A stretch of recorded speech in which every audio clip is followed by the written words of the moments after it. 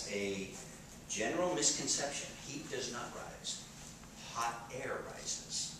And that's the difference. If heat rose, we'd be in an ice age because, you know, we couldn't warm up this planet. Heat or hot air rises. The thing is, this doesn't heat air. It heats objects. Heats yourself. Now here's another thing, and I usually leave this to the end, but has anybody heard of far infrared saunas? Yep. Okay. Japan's been using this technology forever. I don't know exactly how many years, but for health benefits. What it does, it will penetrate your skin 1.5 to 2 inches. Okay, up to 2 inches. It's a, and I use this term loosely, but for lack of a better term, a vasodilator. Okay, dilates the vessels. It gets more oxygen to different areas, and then of course you know I have to deal with the medical community with it when I say that. But it actually gets more oxygen to areas, and when they put these in extended care facilities, the people that are actually in wheelchairs getting around can actually get out of them and walk around because their arthritis doesn't hurt as bad. They're more mobile. They absolutely love them. So that's a little side benefit. Now I talked to Karen Parasinato, is her last name, down at the Contractors Association office, and I encourage everybody to go there. It's open. It's actually considered a learning center. They want it to be a learning center, so anybody can go into that and learn about the products, the green products that they used in their offices. And one of the things she told me, she says that during the winter time when they're using this heating, they actually feel better at the end of the day than they do coming in. It's just like getting sunshine all day. Well, you're getting infrared therapy all day long. And that's what it is. It's like having a sauna in your home. I actually did an experiment with myself. I put one of these portable ones in my office. And I used it all day, and that was no kidding. I had a headache in the morning, that went away, and I'm just getting old, so I get creaky too. So that I don't have that problem either. At the end of the day, I'm thinking, well, okay, I'm tired. What the heck's going on here? And sure enough, when I didn't use it, completely different. And John? Yeah. There's on the website of mine, the Personal Power Project, if you go to the heat section on these far infrared panels, I've got about 5 or 6 links that go back to different health agencies that describe the health benefits of far infrared. Yeah. I actually put that on your PowerPoint or in your right. Okay, good. The documentation on that. And then allergies, if you've got you know, dust being blown through regular forced air heating. It's not forced air. That's not forced air. Okay, you're not kicking that around. Because I put in radiant floor heating, the hydronic type, you know, with the tubes and everything in the floor, I do that. They also did a study using these in the ceiling versus floor heat. Floor heat was 50% effective. Putting these on the wall were 65% effective. On the ceiling, almost 90% effective. Meaning they're using the energy, all the energy to transfer the heat into the room. You're getting that heat. Okay, where floor there is a loss. Okay, you're heating a mass. Well, of course, there's different types of installations, but you're heating a mass. All right.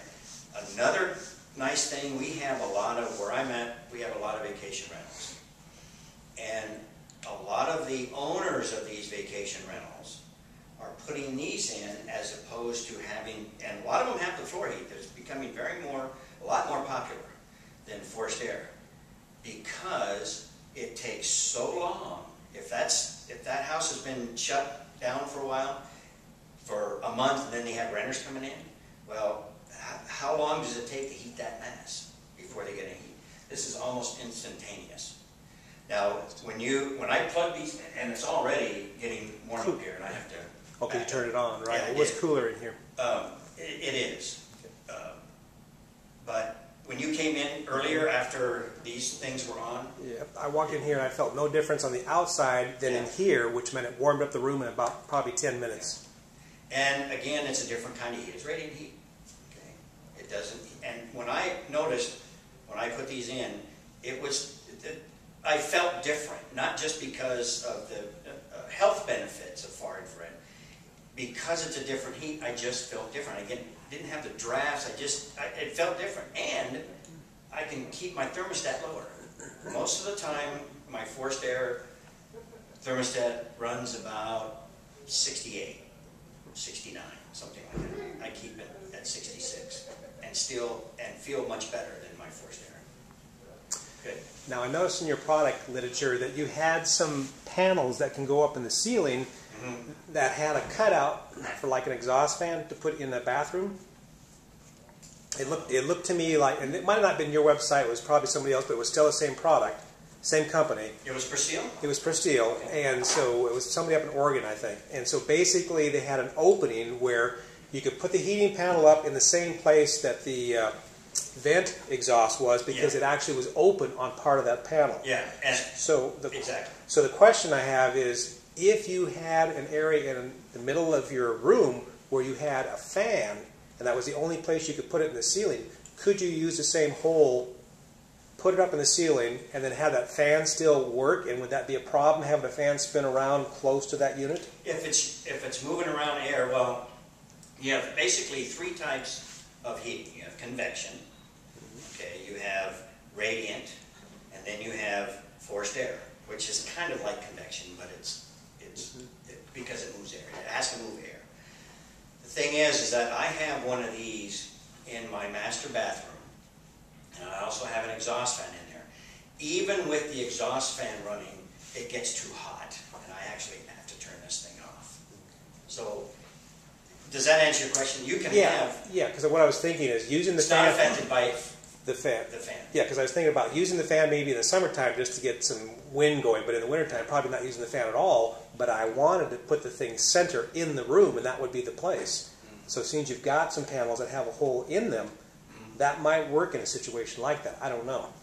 Well, one of the things too that I get asked along those lines is how difficult, if you were to install these on the ceiling, which I just did a project through another dealer that they converted their home to for all panels in the ceiling. I think there were like 2 in each room or whatever. And the electrician came to me and asked me, well, how tough is it to hook these up? I said, well, how tough is it for you to hook up a light fixture? I said, well, man, nothing. Well, that's all it is. Okay, these panels, the ones that, the first generation, or the third generation panels here, this is what on the back and what they look like. They come with a plug. They are self-regulating here, meaning the old Lexan panels that, the first generation that we had, you had to use their own controller and hybrid relay.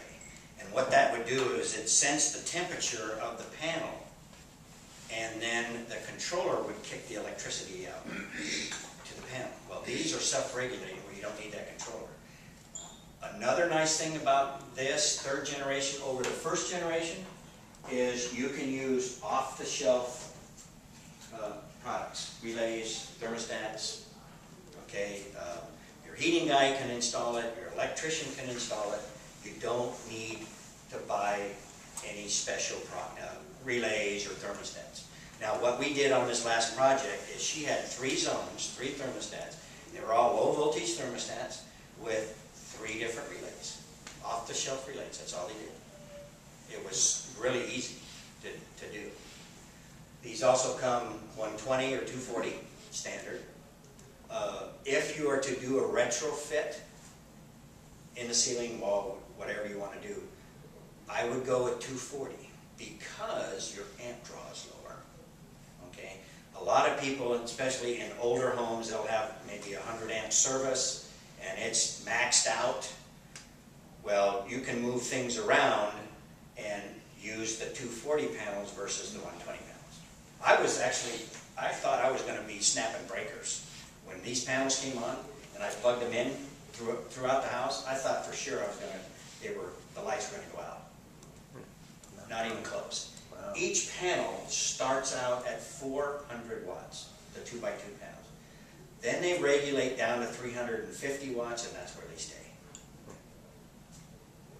So, like I said, they're self-regulating when it comes to that. Well, we've got Sean Murphy here. Has been doing heat, air conditioning, and ventilation for years. And I just wanted to mention, if you try to regulate a house with forced air heating and shut down a bunch of rooms, can't you essentially damage that unit if you do that? Because I've heard in the past that if you close all those vents off and try to heat up just one room, you could actually damage the heater. Well, that's what my grandmother always tried to do, you know, because you're trying to save money, which is we're all trying to do. But really, you have, unless that door has weather stripping on it or something, the air is coming through there, you know. So basically, are you saving? Maybe, but not really. You know, you have convection, which is drawing from cold to hot, and that takes place wherever air can get through. So, Causing drafts. yeah. So what I'm trying to say, though, I guess, is here with this technology, this far infrared, you can just heat up one room in the house. Right. That's not a problem. If you try to do that with forced air, that's a problem. Well, with forced air, the rule of thumb with forced air is no more than 20% of the heat registers closed. Right. Because once you start doing that, you start putting a strain on the furnace, unless you have a two-stage furnace. Okay. Now, a lot of times people will put in a two-stage furnace, variable speed, for a two-zone system. Then they can, shut down the dampers and such like that. But when they don't, if you restrict the airflow over that heat exchanger, it will expand farther than what the manufacturer recommends. And all furnaces are by heat rise, okay, temperature rise. And generally it's between maybe 45 degrees and 80 degrees. Does that sound about right? Okay, so that means if the air is going in at 50 and then you've got a 45-degree temperature rise, it comes out at 95. Okay, but if you start closing off registers, you're going to increase that. And that is the problem. I've had people close up, out of 10 registers, or close up 8, and they wonder why in 2 years that furnace has got a cracked heat exchanger. So, I'm anyway. working on a 100-year-old Craftsman, and we're redoing the foundation underneath, and so the basement doesn't have good insulation. Furnace is not in it, so we've got little propane units upstairs and a fireplace on the other side. But one room's got 16-foot ceilings, the other ones are like 9 and 10. So it's kind of fun to keep it warm. But I'm gone 2 weeks every month too. So what was the lowest setting that you can have on these? Like, let them come on. Can you like set them at 40, where they just? You can set them whenever you want. Really? You can, Well, I want it to keep the pipes from freezing, but I don't want to heat the whole house. See? That's a nice thing about this, is because the height of the ceiling doesn't matter. Right. Okay, because the stratification and most of the time, to size and design a ductwork system is based on stratification as far as the outlets, supplies, and returns. You want to keep that stratified air as low as possible. That's the cold air. Okay. This, it doesn't matter. So I can eliminate the whole redoing the furnace thing when we get it done and just go with this. Absolutely. Now, are you on natural gas or propane? Carry it in propane. The natural gas unit is outside, but since we don't have a furnace to hook it up to, it's just sitting up there. So. But I wouldn't heat the other side of the house. Right. But How far can that? 14 foot. 14 foot limit. It's kind of like the headlights on a car. The farther you get away from that car, the less intensity the headlights are. Same kind of deal. Okay, but the maximum, they say the maximum is 14. I've seen these things on 16 and 18 foot ceilings. They do just fine. I guess if you get a bigger one. What's that? The 2x4 on the 16 inch. Yeah. The bigger, the more photons it produces. That room I've got, the 16 foot, it's got an arch ceiling and it's got terracotta tile on the floor and fireplace. That floor tile is always cold in winter. Yeah. And no matter how hot the fireplace is. So if you had a house that had a really high ceiling, like, they're $1 million homes, whatever, then it might be better and more efficient to actually have them on the walls instead of trying to go that high on the ceiling. Absolutely. Okay. If they're on the ceiling, will they heat the tiles on the floor? Absolutely.